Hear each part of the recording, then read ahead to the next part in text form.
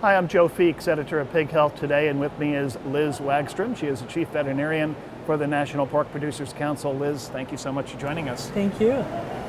The Veterinary Feed Directive, it's new to beef and to poultry and to dairy, not necessarily new to pork. You had a few products available, but it was expanded greatly earlier this year. How is the industry adjusting? We're really proud of the preparation that was done and how well the industry has adjusted. We expected on January 1st to have those phone calls, including one saying, "Did you know this was happening?" Got very few phone calls, and the phone calls we got were asking about very specific situations. How do I comply if this is what I do? And so I think that it was a monumental task, but people prepared well ahead of time. What are some of the questions that you were getting at NPPC from your members? A lot of the questions were always around, if I make feed on my farm, do I have to be a distributor? If I send it to my pigs that I own on somebody else's farm, am I a distributor? How do I register? What does it mean if I register? So most of them revolved around producing feed on farm. And when the FDA first came forward with their idea for Guidance 213, obviously you had a chance to comment on it and so forth, but what's your position on this tighter usage of medically important antibiotics? So the industry was really happy that even though there was no scientific data that we felt supported this tightening, we did feel it was good to have a regulated or more rigorous need for that veterinarian to be involved in the decisions. And so our PQA Plus program has always said the veterinarian should be involved in all decisions, regardless of where the distribution chain was. So that was a good thing. I don't know that we were supportive of the losing the growth promotion antibiotics, but it is what it is. You know, FDA has done it. We are very concerned that FDA goes any further. We don't want to have restrictions on prevention uses of antibiotics. We don't want arbitrary restrictions on how long an antibiotic could be used in certain situations. Now, to be clear, you said that you didn't want to see the growth promotion claims go away.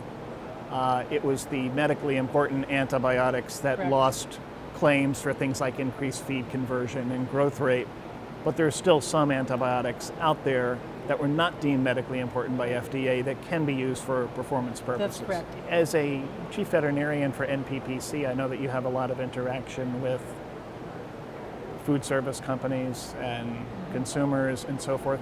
What are you hearing from them about antibiotics, and do you feel that the pork industry is responding to their needs? We get a lot of questions about why can't pork do what poultry has done. You know, we see the poultry companies willing to go raised without antibiotics or no antibiotics ever. You know, why can't pork do that? We think that the companies have learned the complexity of their supply chains from some of those that had made announcements on gestation housing. And so there's a lot more questions, a lot more interaction than just having an announcement come out. And several of the big companies, I'd say McDonald's especially, really looked at Guidance 213 and made their antibiotic policy very similar to that. What, if anything, can the pork industry learn from poultry's experience? I think the questions or the role that we'd like to see avoided is that race to zero. And let's look what's right for the pig, what's right for our production systems, what's still going to protect public health while producing safe food, and then also what complies with the regulations. But let's look at this a little more holistically than say let's, race to zero. Kind of separating marketing from science. Correct. Various surveys have shown that veterinarians wield a tremendous amount of credibility with the general population. What can swine veterinarians do to steer this discussion so that pork doesn't get into a situation that might be comparable to poultry's? Yeah, and we've worked with a group of swine veterinarians that go through our course called the Swine Veterinarians Public Policy Program, Advocacy Program. Given them media training and suggest they go and talk to their local schools or local newspapers. There's an Operation Main Street public speaking session being held here for that veterinarians can go into. Be an advocate, talk to the person next door, the person at church, your local reporters, and then at a national level quite often we'll be calling people to say, would you be willing to host a visit? Would you be willing to talk to these reporters about various aspects of pork production, including antibiotic use?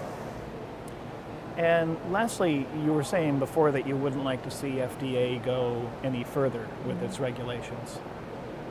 Have there been hints that they might do so? FDA had put out a federal registered notice asking for information about antibiotics that have no listed duration on their label and wanting to know when they were used, for what diseases they were most commonly used, what age group of animals. And I think that's the beginning of their information gathering as they decide if they're going to put some arbitrary limits on. And so producers or vets who are concerned about this, what should they be doing?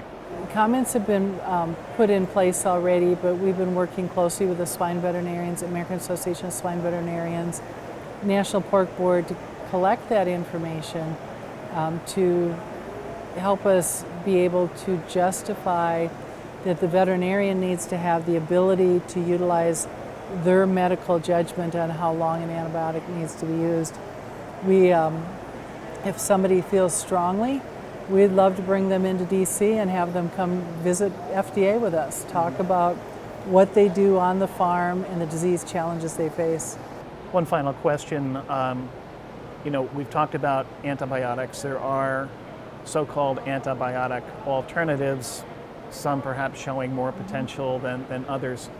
Do you feel that the industry could eventually go that route and maybe back off antibiotics altogether? What we're looking at is saying, what can you do to reduce the need to use antibiotics? So whether that's production changes with pig flow or weaning age, or whether it's differences in vaccination or hygiene, and potentially some of these alternatives, what can you do to reduce that need? I think that for improvement in growth, there's probably a lot of promise in some of these products. When you look at actual disease conditions, that's a lot more difficult. And it really comes down to a welfare issue, doesn't it? It does, and I was really pleased to see the American Association of Swine Veterinarians put out a statement that says, in spite of the market incentives on some of these programs, it's the veterinarian producer responsibility to take care of the pig first, and if you can't compromise welfare just to meet some market incentives. And welfare is something everybody can agree on, I think. Absolutely. We have been talking to Dr. Liz Wagstrom. She is the Chief Veterinarian at the National Pork Producers Council. Liz, thank you again. Thank you.